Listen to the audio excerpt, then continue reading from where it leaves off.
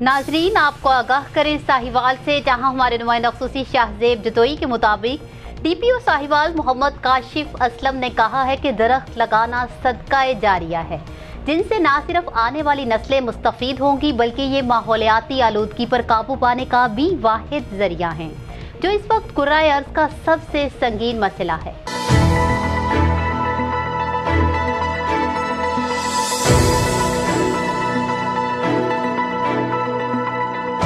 मुल्क के हर फर्द को चाहिए कि वो अपने हिस्से का एक पौधा लगाकर सरसब्ज पाकिस्तान बनाने के मिशन में अपना किरदार अदा करे।